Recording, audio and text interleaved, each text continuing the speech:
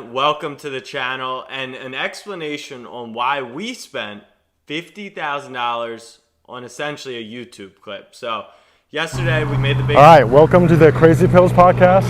Wow, that's awesome. Okay, welcome to the Crazy Pills podcast. And today we're gonna be talking about NFTs. And Joshua, you know nothing about them? No, I do not. Okay, so NFT stands for Non-Fungible Tokens, okay? It's a part of crypto. It basically means that now you can track like that one specifically. So for example, like Bitcoin, there's nothing differentiating one Bitcoin from another, right? But like for certain things, for example, like right now, like art, something called NBA Top Shots, it's like NBA videos. They basically encrypt it, and then now you have like video 2 out of 50, and then for some reason there's value placed upon them. Okay. I want to talk about it because it's absolutely retarded. Okay. It's disgusting what's going on with it, and I don't know. It's I'm going to use you to basically give my opinion. Okay. Okay. So let's talk about NBA Top Shots. NBA Top Shots came out last October. So you know how like LeBron James, right? He has like a really sick in-game dunk. Mm-hmm. So the NBA, with this company that does NFTs, came up with this product where they sell moments. Okay, so let's just say like one of LeBron James's top dunks ever. Okay, they basically sell, like playing cards. Not playing cards, like basketball cards. Yeah. They're selling a digital pack. Mm-hmm. Okay, and then for the digital pack, it's like, depending on which version you get, it could be like $99 a pack, $250 a pack, $500 a pack, $500 freaking to sell a pack. Mm-hmm. And then you'll open the pack digitally online, and then different videos will come out. Okay, so like videos that already happened. If you happen to get a LeBron one, it's like him like doing this crazy dunk from before. It's considered really valuable. And then right now, like the most expensive one last I saw was reselling at like $200,000 around online. Okay. You don't own the video. You own the moment that they put together. And it's like people are eating this shit up. And like every time, like it's like, I think it's like every few days or something, NBA releases like, hey, like, there's gonna be another drop of a pack, and then there's like a million people in queue, and then like every time they basically sell these videos, it's like they're making like I don't know how many $1 million like each drop, and it's the dumbest thing I have ever seen. It's to teach. So the first question we always get is, do you own the rights to this? So that is what's so interesting. I own the moment, and we own this singular moment. And what that means is we own the serialized number 23 out of 59 of this specific moment. Does that mean that you can go on YouTube and can you go on Top Shot and watch the clip 100 times? Absolutely. But it's the same exact logic as me going over right here to Google search and searching up Mickey Mantle $5.2 million sale, right? So I'm going to see Rob, great purchase, great buy, but I'm looking at this card. Do I own this? Of course not. Of course I do not own this card.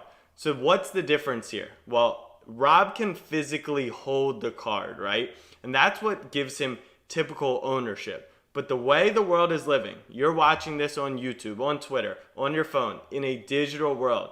Digital ownership through this thing called NFTs is where the future is headed. We're going to break down NFTs later, but the concept right here is as simple as I now digitally own this moment. And I just take it in, think about it, process it, and if you don't get it, I totally understand. But I own... Let me take it back. It's exaggerated. It's pretty dumb. Okay? Are you interested in NBA Top Shots? No, I can watch it on YouTube. Yeah, you can watch it on YouTube, right? Yeah. But like the whole reason why this NFT is taking off is because you don't get to own the moment though. Mm-hmm. Right? So like you could just watch it's not even about the video. It's like it's this thing where because there's an encryption, people get to own something, like they just start paying money for it, and it's crazy. Like Steve, my business partner, and I'll put his business out there. It's fine. I think like last I talked to him, he spent like about $350 buying packs of NBA Top Shots, and then I saw him at the gym sharing his videos with someone else. They're just over there looking at the moments that he has, like in his digital wallet. I'm just like, this is so retarded, and that's where our society is at right now. Yeah. So that's NBA Top Shots. Okay, and I'll put some videos in to show that. Another one is digital art. So digital art is, I mean, you get an idea what it is. It's like a 3D whatever. Like, it's like they look pretty. A lot of them are actually really, really cool. But now they're like selling NFTs for them. The most recent, like really recently, one sold for $69 million. Wow. Some digital art. Okay. It's online. Yeah, it's just like, where's the art? Oh, it's here. It's on my phone. But like I own this art, right? It's like, well, here, like, send me a copy of it. Well, I own it now too. Yeah, but I own the NFT version. I paid $69 million for it. It's like stuff like that, right? And digital art is where you lose me. So like, for me, like, we live in a actual like physical world right now, right? That's where we mostly operate. Yes, there's some virtual reality and stuff, but for the most part, we live in the physical world, right? And like part of like, I mean, first of all, I never really got into art, so. I'm into art. Huh? I'm into art. You're into art? Okay. I could draw. What do you think about digital art? Stupid. Stupid. Okay. You have it online, but it's not in your hands, Why would you buy something if you can't hold it? Yeah, exactly. Okay. So that's what my thought is, right? And I'm like, if we had like a virtual reality world that we're, like we go into a simulation or something where there a lot of the time, then you have a digital art that you could show off while you're in your virtual reality world. Maybe I can see it. But like right now, to be like, look, I own this art. And then to pay the however much money, like it's pretty ridiculous. Even obviously they're not all going for $69 million, but even like just some like the really like regular ones, it's like, oh, selling this NFT, and it's like everyone just attaches that word NFT to it, and then all of a sudden just going for a lot more, right? And it's like, what is going on here? And it's to me, it almost like it shows like what's wrong with. It shows an aspect of what's wrong with the world. Like it's like we feel the need to like own stuff to feel good or like to show status, even though like what we're paying money for isn't actually serving any purpose. Like it's not just the NFT version of this art versus just some regular copy of this art. There's no difference. There's no difference as far as like what it looks like, the pixels and everything that goes into it. It's just one, you can actually attach it to your name, and the other one, it's just a random one that you just happen to have on your computer or your phone. It's the same thing though, but one you're going to pay like a couple $1,000 for. So what the hell? What the heck? People are selling this stuff back and forth. It's nuts. I saw one even more ridiculous recently. Actually, it was today. The first NFT house sold for $500,000. So it was built on the. You ever heard of that game Unreal Tournament? No. Well, it's like a first-person shooter, Okay. right? So it's computer. So basically, some girl built a house on Mars on the using like one of the Unreal Engine. So like it's basically the like the world that it's like a, let's see, I don't want to describe this. So it's basically a world that like that those games are built on, right? Like she built a house in that world as a house. So you could technically go on it on your phone or your computer, but it's probably best to actually go into virtual reality and then like you could walk around the house and stuff.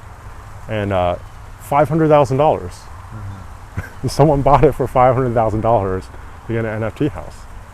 And then, the joke is like, next they're gonna just sell like an NFT girlfriend. And then you can have an NFT girlfriend, What's going on? So that's what's going on in with NFTs. Okay. It's weird. Huh? It's really weird.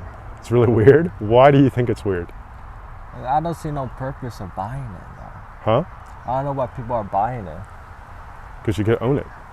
But it's not in your hand, so you can't see if, like, you need a phone or computer to see it.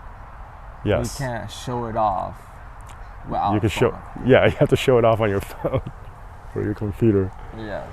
Yeah. Or like a virtual house. Yeah, I don't know. And it's like there's this like craze where it builds on each other. The NBA Top Shot one's the most ridiculous. Like the guy that's like explaining it away. He's like, what I own is a moment. I own this moment. Like there's 500 of those that are made. So you own version 4 out of 500 of this moment. It's like, yes. And it's like, what about someone else who owns version 3 or version 2 or version 8? It's like, well, they own that moment. Do you own the video? No, I just own this specific moment. It's just like, and it's like, there's just so many things wrong with it. Like, okay, if it's you know who Babe Ruth is? Babe Ruth? Okay. So if you have like a Babe Ruth baseball card, right? It's worth a lot because one, it's been around for like 80 years, okay? 2, it's physical, and then it takes a lot to actually have a card survive all that time, stay in like good condition, and then it's one of these like kind of like unknown, like how many of those actually exist in the world, Like there's like a actual like history to it. Okay, yes, it's going to be worth a lot, right? There's an actual like real scarcity. When you have an NFT, you're creating artificial scarcity, right? Because now I'm going to create a Babe Ruth card NFT, and I'm going to mint 200 of them. Okay, you decided that, like you artificially decided to do that. You're skipping ahead. There's no like history where like like it had to actually survive. All these things could go wrong, and like you can just do that whenever you want, anytime after the fact. Like you can't go back and create Babe Ruth baseball cards from back then anymore. Like you can't do it anymore, right? That's part of the reason why it's so rare. But like creating like these NFTs now and having them go for these absurd prices in like an 8-month period, it's disgusting, and like people don't understand it. Oh, here's a crazier one. So now what they're doing also is they're actually taking the original art, making an NFT of it, then burning the original art. Right now, I'm gonna burn this Banksy. And the reason behind this is for the NFT, if we were to have the NFT and the physical piece, the value would be primarily in the physical piece. By removing the physical piece from existence and only having the NFT, we can ensure that the NFT, due to the smart contract ability of the blockchain, will ensure that no one can alter the piece, and it is the true piece that exists in the world. Okay. So like, okay, here's original art. We're going to create an NFT of it, so it's going to be digital now. Now we're going to burn the original art, because if the original art exists, then it takes away from the value of the NFT. But we burn the original art, and only the NFT version exists, and they're justifying it. Oh, wow. Right? And it's like, I'm watching this, it's like people are going crazy. It's like, what if I took like the Mona Lisa, what the Mona Lisa is? I make an NFT of it, then I burn the original Mona Lisa. It's like, but now the NFT is the only one that has value. It's like, what in the fuck is going on? Ugh. So yeah, so that's kind of like the darker side of crypto, if you will, because there's a lot of that stuff going on right now, and I don't know what's going on. There's some people that are in it to try to make money, which I think there's way better ways to make money than to do that. There's some people that are really, really into it, and they're like all about it. They're like, oh no, this space is amazing. It's all this stuff is happening. It's like you're talking ownership of digital art, and like it just I don't know. What are your thoughts? I think it's dumb. Okay. I don't see how you got get a profit out of it for buying. Oh, there's definitely profit. You could sell it again. Yeah, you could resell. Other people will buy it. Listen, Still. it does. It could be a piece of gum I found on the ground, as long as someone's willing to pay for it, right? Like if I sell you the piece of gum Okay. for like $100, right? If someone's willing to buy it from you for $200, would you buy the piece of gum from me for $100? Yeah. Yeah, right. And then the person that has it for $200, if they can resell it for $400, they'll gladly have paid $200 for it. The problem with that's like the classical sign of a bubble, right? So when there's no underlying value in what you're selling and it's built off of hype, you're just selling to the greater fool. You know what that means? What do you think that means? Like, so you selling to greater fool means like you just give them like more, I guess, profit for something. Like you're willing to pay more and more. Yeah, as long as you have a sucker who's willing to buy it Yeah. for more than you pay for it, then you're gonna make money. But like, it's gonna run out at some point. So whenever there's anything built on hype like this, yeah, you can make money. Hey, look at all this money it's generating, whatever. But like, it's built on like some hype bubble, and it's not providing any actually value. So like, as soon as that hype ends, and it always ends, the person getting caught holding that piece of gum for $1,000 is the greatest fool, right? Because he's like, hey, well, look, it's been going up the whole time. I could resell it, and he can't resell it. He just paid $1,000 for a piece of gum. So there's a lot of that kind of stuff going on. I don't know. That's actually all I have to say about that. Anything else? Not that I could think of. All right, it's a short one then. I'll interlay some videos of. I'll interlay some of the videos that we talked about throughout the podcast too, so people watching and listening could get an idea. But yeah, that's a new craze, NFTs. My recommendation: don't frickin' do it. Actually, no, let me take it back. The only people I would actually recommend it for is if you really, really enjoy personally enjoy the digital art or the virtual house, the NFT girlfriend or whatever, and like paying that money for it is totally worth it for you. Where like if you never sell it, it'll totally be fine. Okay, but if you're doing it because you're getting in on the craze, you think you can make money from it, just don't do it. It's a bad way to go.